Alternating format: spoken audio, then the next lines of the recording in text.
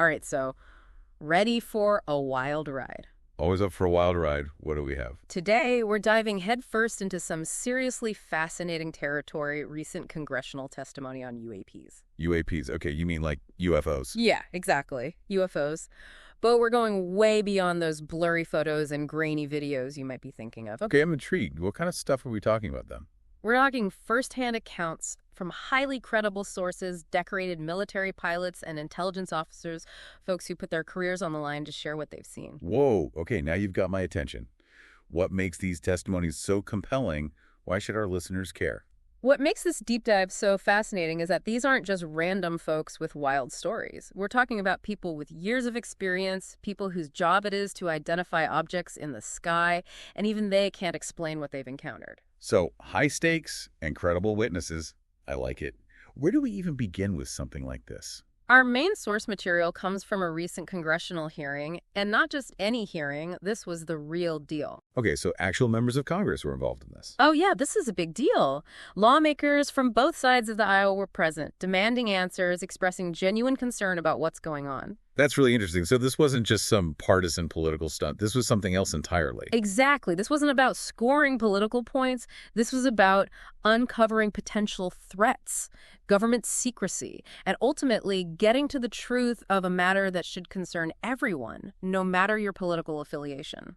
I see. So a bipartisan effort to get to the bottom of this UAP mystery. Precisely. Now, to fully grasp the significance of all this, we need to introduce you to the people who testified.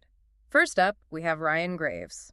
Okay, and who is Ryan Graves? Ryan Graves is a former F-18 pilot for the U.S. Navy. This isn't some amateur UFO enthusiast. We're talking about someone who knows the skies like the back of his hand, someone whose job was to identify objects in airspace, and what he and his colleagues reported seeing is, well, it's not something you encounter every day. You've got to give us more than that. What exactly were they seeing out there?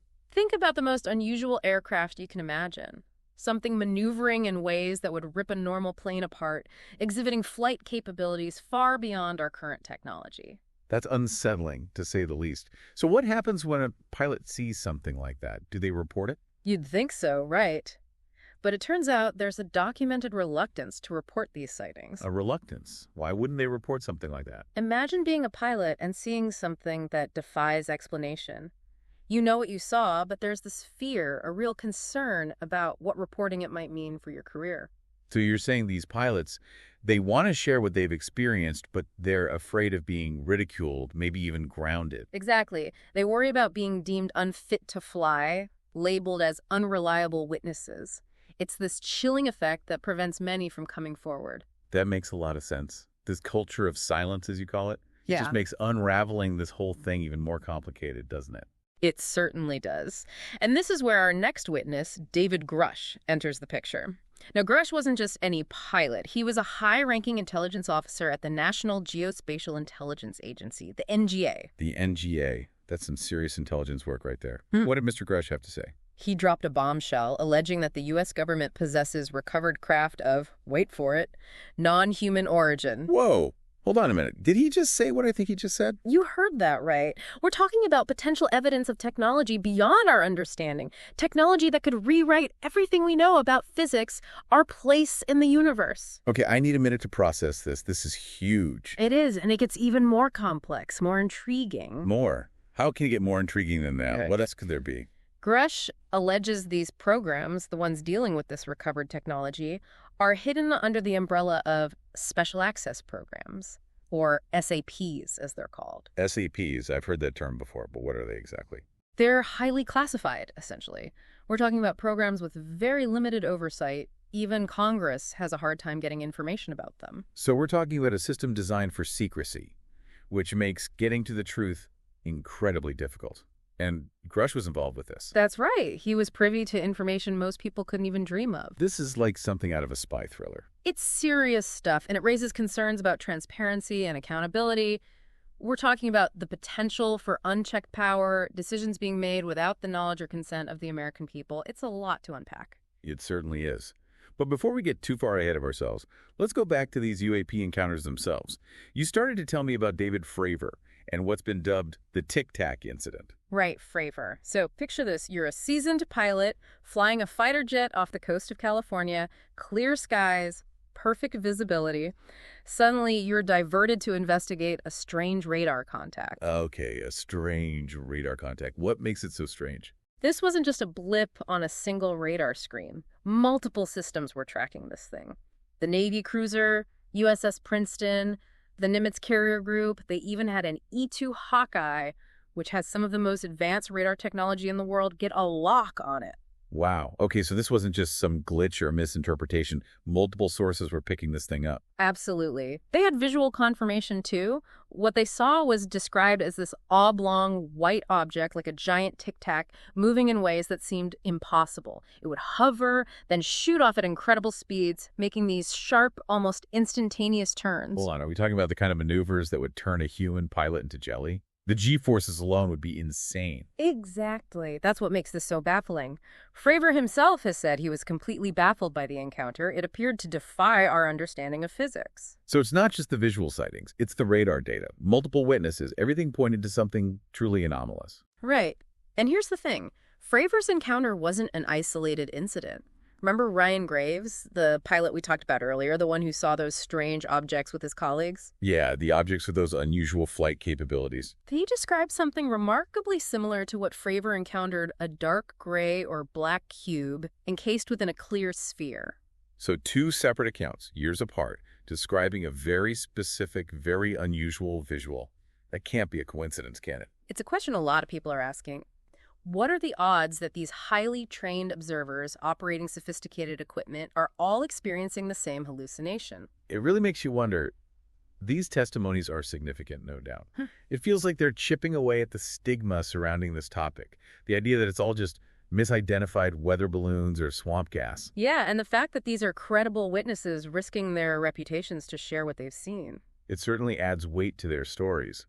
But I keep coming back to David Grush's testimony, his claim about the government possessing recovered craft of non-human origin. It's a bombshell, no doubt about it. And the fact that he alleges these programs are hidden, even from congressional oversight, raises serious questions. Questions about who knows what, who's making decisions, and why all the secrecy. Right. It's not just about whether or not these objects are extraterrestrial. It's about the implications for democracy, for government transparency. If they're hiding this from us, what else might they be keeping secret? Yeah, it really makes you wonder, what don't we know? And how much of that is because people are afraid to speak up, worried about the consequences? It's a good point, and it highlights why these congressional hearings, even with all the unanswered questions, feel like kind of a turning point. How so? What makes this time different? Well, we have credible people. People in positions of authority, breaking the silence. They're forcing this conversation out into the open. It does feel different this time, doesn't it? Like we're finally acknowledging on a larger scale that something significant is happening, even if we can't explain it. Exactly. There's a growing awareness. Yeah. And with that awareness comes a certain responsibility, I think. What do you mean? What kind of responsibility? Well, we can't just sit back and passively wait for answers. We have to be proactive, you know. Okay, so what can we as individuals actually do? Where do we even begin? For starters, stay informed. And I don't just mean reading one article or watching one video. Dig deep. Read those pilot testimonies. Look into the scientific research that's being done. Follow investigative journalists who've been covering this for years. We're always talking about critical thinking. Well, this is where it really comes into play. Exactly. Don't just accept everything at face value. Question your assumptions. Consider different viewpoints. Look for evidence. And don't be afraid to reach out to your elected officials. Yes. This is so important. Let them know this matters to you, that you expect transparency and accountability from the government. Because this isn't about conspiracy theories or science fiction. This is about our airspace, our government, potentially our very understanding of the universe. It's about facing the unknown with open minds, but also, as you said, with a healthy dose of skepticism. Well said. Well, there you have it, folks. A deep dive into the world of UAPs, government secrecy, and, well, the search for truth, really. We've covered a lot of ground, those baffling pilot encounters, the claims of recovered technology, the challenges of getting straight answers. We've talked about the courage it takes to speak out, the importance of critical thinking, and the power of demanding transparency from those in power. It's a lot to process, that's for sure. It really is. But if this deep dive has left you with more questions than answers, that's okay. In fact, that's kind of the point. It's about sparking curiosity, encouraging people to dig deeper, to think for themselves. Exactly. So, if this topic has piqued your interest, if you're feeling that sense of wonder and maybe a little bit of healthy skepticism, don't let it end here. Keep exploring, keep asking questions, keep looking up, because what we discover might just change everything.